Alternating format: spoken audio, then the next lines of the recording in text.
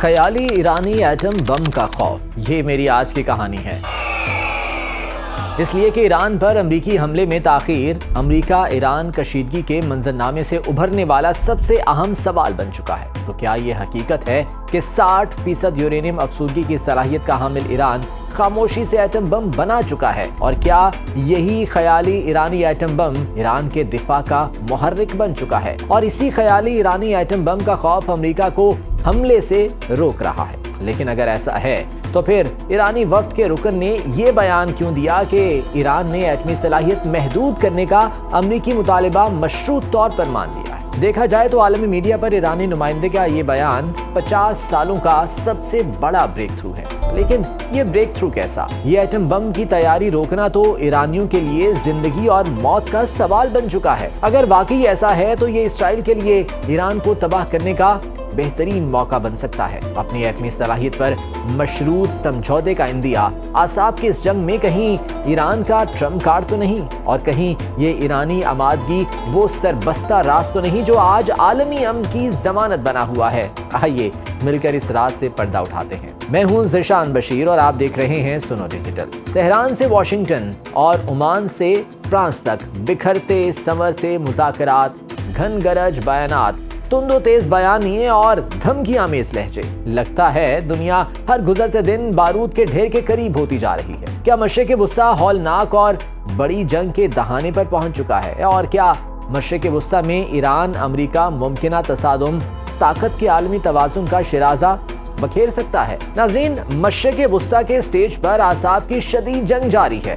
بارود اور چنگاری کی جنگ سے زیادہ خطرناک اعصاب کی یہ جنگ ایران، امریکہ اور اسرائیل میں کس کا امتحان ہے؟ اس پر بات کریں گے کچھ دیر بعد۔ پہلے ایران کی مشروط آمادگی کا ذرا جائزہ لیتے ہیں۔ ایرانی نائب وزیر خارجہ کا بی بی سی کو دیے گئے انٹرویو میں کہنا ہے کہ ایران امریکی پابندیاں ہٹائے جانے کے بدلے انتہائی افسودہ یورینیم کے اپنے ذخیرے پر سمجھوتا کرنے کے لیے تیار ہے۔ مجید تخت روانچی کے مطابق گو کہ ایران کوئی جارحانہ عزائم نہیں رکھتا، لیکن اس کے باوجود مغربی ملکوں کے دباؤ پر اپنی یورینیم افسودگی کی صلاحیت کو کمزور کرنے کے لیے تیار ہے۔ تو پھر سوال یہ ہے کہ کیا ایران اپنے معاشی نظام کی ناکامی کی وجہ سے امریکی مطالبے کے سامنے گھٹنے ٹیک رہا ہے، یا ایران کی یہ رضامندی امریکی صدر ڈونلڈ ٹرمپ کے خلاف کوئی ٹرمپ کارڈ ہے؟ ان سوالوں کے جواب میں ہمیں وقت کا انتظار کرنا ہوگا۔ ابھی ایک اہم نقطہ یہ ہے کہ ایران کس طرح اپنی جوہری افسودگی کی صلاحیت کو کمزور کرے گا۔ کیا تہران اپنے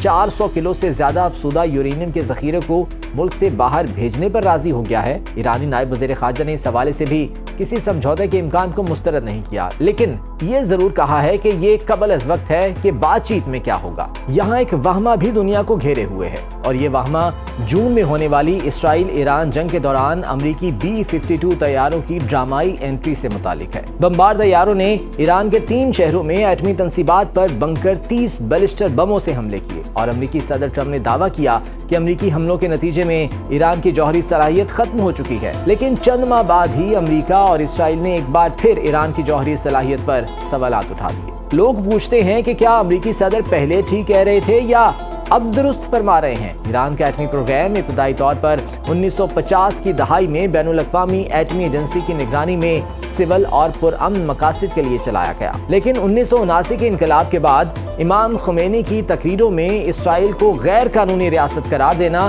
اور مرگ بر امریکہ کے نعروں نے ایران کی جوہری سرگرمیوں پر عالمی پابندیاں لگوا دی۔ تب سے لے کر آج تک ایران نے اپنی افسودگی کی صلاحیت بڑھانے کی کوششیں جاری رکھی ہیں۔ بین الاقوامی جوہری ایجنسی IAEA کی تازہ ترین رپورٹس کے مطابق ایران نے 60% تک یورینیم کی افسودگی مکمل کر لی ہے۔ یہ سطح عام سول پروگرام کی افسودگی سے بہت زیادہ ہے، اور اگرچہ یہ ہتھیار گریڈ افسودگی 90% کے قریب کے برابر نہیں، مگر عالمی سطح پر خدشات بڑھانے کے لیے کافی ہے۔ امریکہ چاہتا ہے کہ ایران اپنی افسودگی کو زیرو انکروچمنٹ یا انتہائی محدود سطح پر لے آئے، تاکہ ایران کو ایٹمی ہتھیار بنانے کا امکان محدود رہے۔ دوسری جانب اسرائیل ایران کی ایٹمی کوششوں کو اپنی بقا کے لیے سب سے بڑا خطرہ سمجھتا ہے۔ تل ابیب کا موقف یہ ہے کہ اگر ایران 60% یورینیم افسودگی کو مکمل کرے اور ذخیرہ بڑھاتا رہے تو اسرائیل کی موجودگی اور دفاع غیر یقینی ہو جائے گا۔ اسرائیل اس وقت سفارتی دباؤ بڑھا کر ایران کے خلاف عالمی بیانیاں اور پابندیوں کو مضبوط کرنا چاہتا ہے، اور ساتھ ہی یک طرفہ فوجی آپشن بھی کھلا رکھنا اسے سوٹ کرتا ہے۔ اگرچہ ایران کی لڑائی بنیادی طور پر اسرائیل کے ساتھ ہے، لیکن فرنٹ لائن پر امریکہ ہے، جس کی وجہ علاقائی سپریمیسی اور اسرائیل پر ممکنہ حملے کا خوف ہے۔ جون 2025 میں امریکہ اور اسرائیل نے ایران کی ایٹمی تنصیبات کو نشانہ بنایا اور ایران کی ایٹمی صلاحیت تباہ کرنے کا دعویٰ کیا، لیکن چند ماہ بعد ہی امریکہ اور اسرائیل نے دوبارہ ایران کی ایٹمی افزودگی پر سوالات اٹھائے۔ اس کا مطلب یہ ہوا کہ یہ فوجی جنگ نہیں بلکہ اعصابی جنگ ہے۔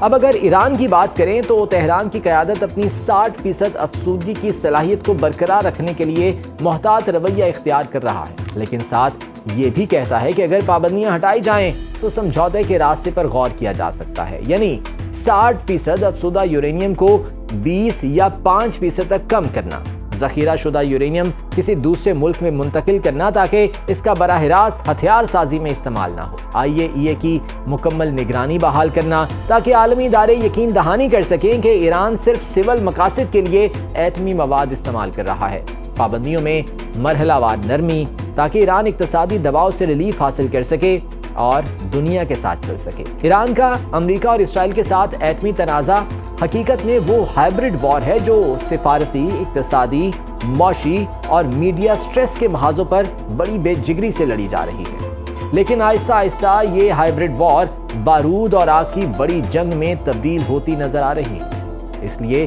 کہ امریکی میرینز ایران کا گھیراؤ کر رہے ہیں۔